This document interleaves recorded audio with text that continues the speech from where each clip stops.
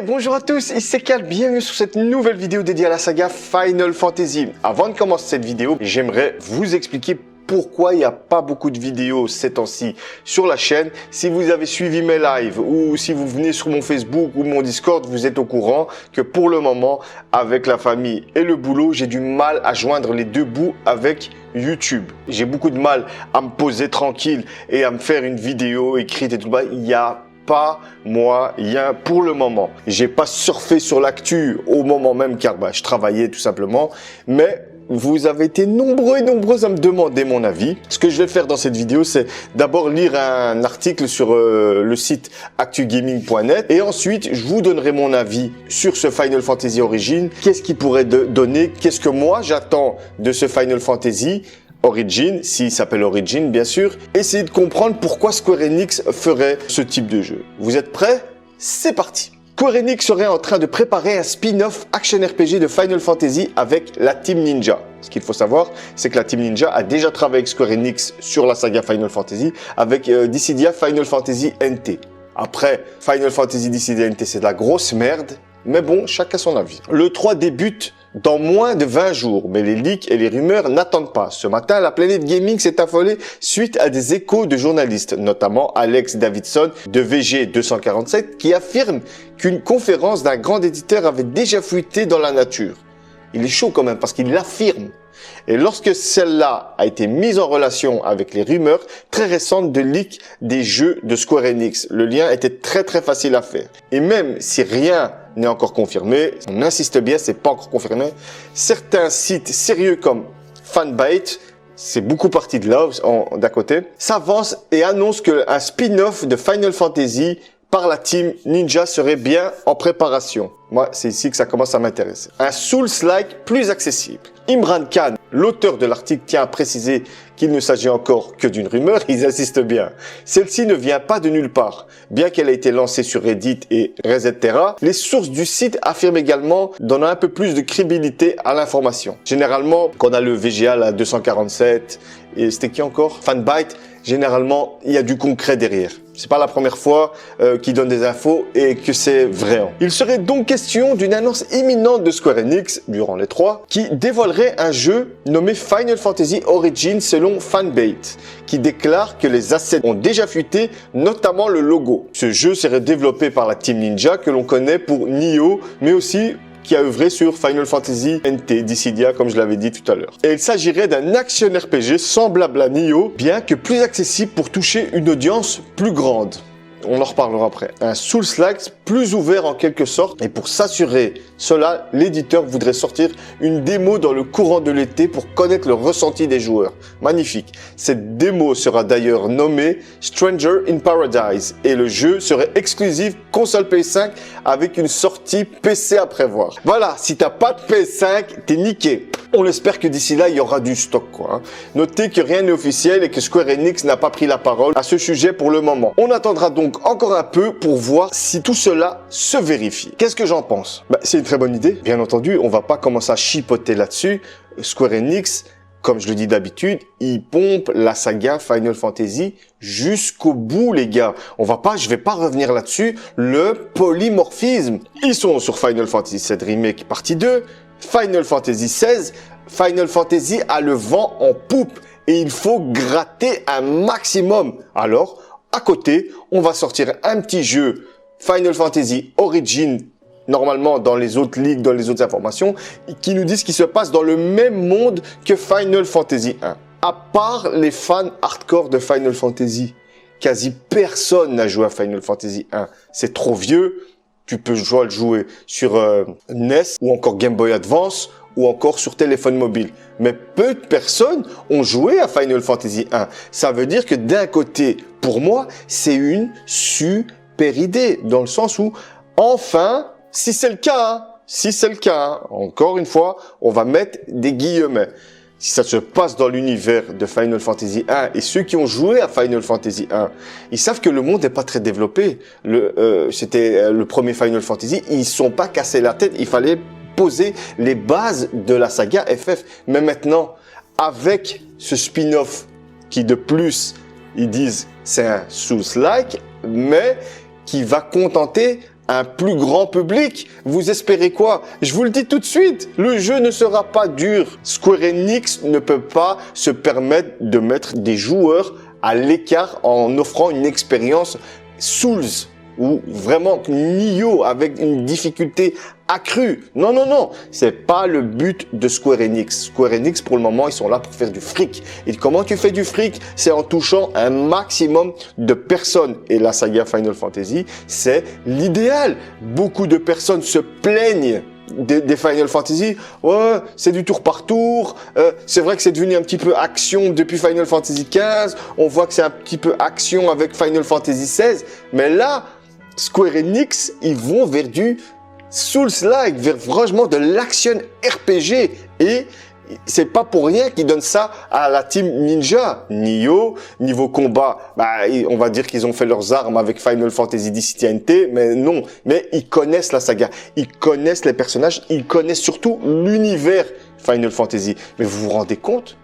Un Souls-like à l'image de Nioh dans un monde de Final Fantasy, mais bordel de Dieu, je demande que ça, quand je vous dis que on revient sur ce polymorphisme, il faut gratter un maximum, mais ça peut être excellent aussi pour la saga, dans le sens où si on peut étoffer un univers des Final Fantasy, en sachant que Final Fantasy Dissidia, le guerrier de la lumière et tout, il fait déjà partie de Final Fantasy 1 parce que le guerrier de la lumière, il apparaît dans Final Fantasy 1 et c'est une création, mais il faut connaître le lore de Dissidia. Il y a déjà un rapport entre Dissidia Final Fantasy et ce nouveau Final Fantasy, comme on l'appelle la démo Strange in Paradise. Mais avec ça, Square Enix, ils peuvent encore ouvrir la saga Final Fantasy à un plus large public. Si ils ont pris la Team Ninja, si ils ont pris le jeu Nioh en exemple, c'est connu des joueurs. Quand tu dis Nioh, ouais, mais c'est quand même dur. Mais là, ils précisent. Non, non, c'est pour un plus grand public. Alors moi, je vous le dis tout de suite, parce qu'il y en a dans les commentaires, dans le Facebook, dans le Twitter. Ouais, mais les gens, ils vont pas aimer un jeu trop dur. Il ne va pas être dur. Il y aura peut-être une petite difficulté car ça reste la Team Ninja. Ils sont spécialisés dans, on va dire, les Souls-like. Mais t'as un Souls-like, c'est aussi l'ambiance du jeu. Quel gameplay va avoir le Souls-like? Tu peux faire un Souls-like disponible, on va dire, pour tout le monde. Moi, le gameplay doit être au top. Si tu me proposes un Souls-like, si tu nous dis que le gameplay ne va pas être au centre du jeu, car un Souls-like, c'est avant tout un gameplay, certes exigeant, certes pour certains dur, mais le Souls-like, c'est par rapport à un gameplay. Nioh, que ce soit le 1 ou le 2, le scénario, tu t'en bats les steaks. Les Souls, les scénarios, c'est à toi de les trouver. Pourquoi? Comme je le dis, ça tourne autour d'un gameplay. Mais attention, là on est sur Square Enix, sur un Final Fantasy.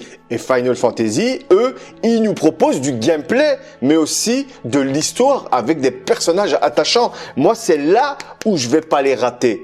C'est au niveau de l'histoire. Parce qu'on nous dit, ouais, ça va être dans le monde de Final Fantasy 1. Ça veut dire qu'il y a déjà un rapport avec un Final Fantasy que les fans connaissent. Ils ont déjà un univers qui est clairement pas assez développé, mais ce spin-off peut très bien changer la donne, peut très bien te faire découvrir Final Fantasy 1. Car s'ils appellent ça Origins, c'est les origines de la saga Final Fantasy 1.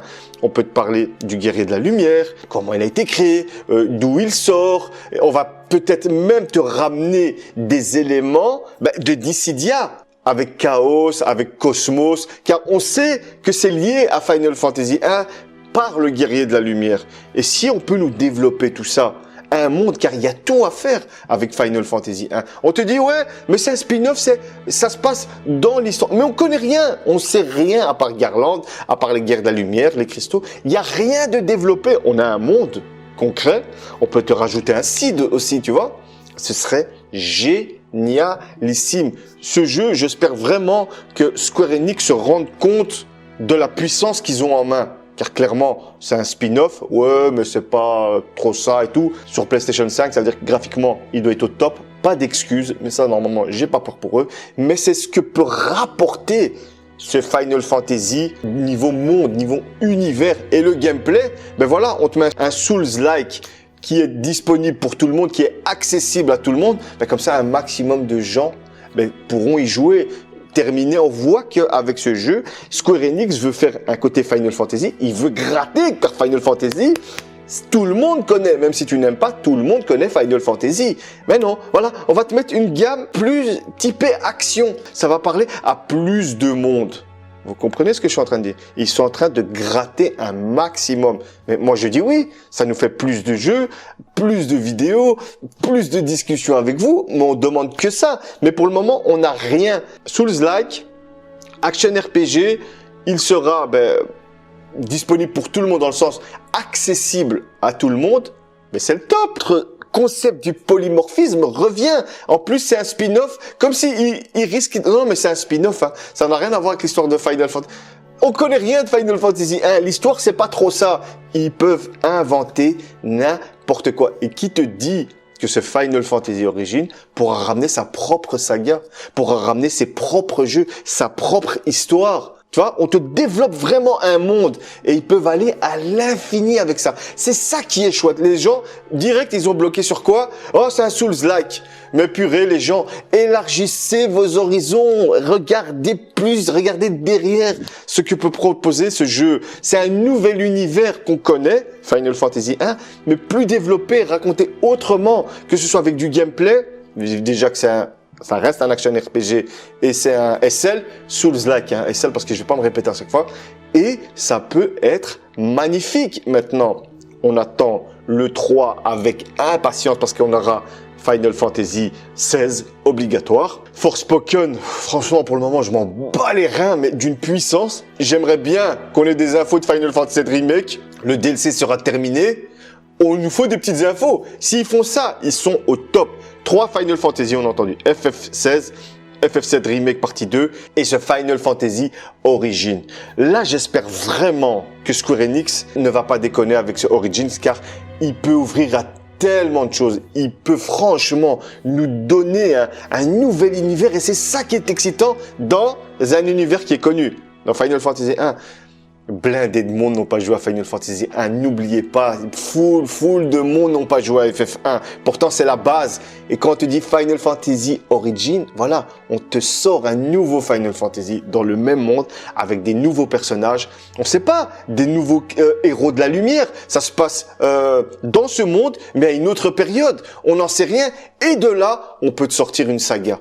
Vous imaginez le truc de dingue? Vous imaginez les suites qu'on peut avoir? Vous imaginez l'ouverture dans Final Fantasy? Et en plus, ça va faire quoi? Ça va parler à de nouveaux joueurs qui aiment bien le action RPG. Mais on voit que ce spin-off peut-être va ramener autre chose. Et c'est ça qui est génialissime. En tout cas, moi quand j'étais dans le tram, j'étais au travail quand j'ai vu ça, parce que mon Facebook, mon Twitter, ça a bombardé. Ouais, t'as vu l'info, t'as vu l'info. Bien sûr que j'ai vu l'info, les gars, mais j'avais pas le temps de bien donner mon avis, de bien ma façon de voir les choses. En tout cas, Square Enix, s'ils nous font ça, ils sont très forts. Bien sûr, là, on n'a rien. On n'a rien. Là, je ne fais que blablater, je ne fais que donner des hypothèses. Faudra attendre le 3. Et quand le 3, mon Dieu, j'espère que j'aurai congé à ce moment-là.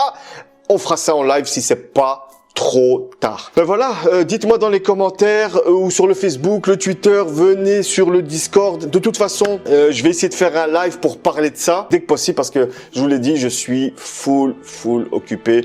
Aujourd'hui, c'est vraiment parce que j'ai congé aujourd'hui. Normalement, j'étais supposé me reposer, mais je fais quand même cette vidéo avant que ma femme débarque du taf. Mais voilà, donnez-moi votre avis.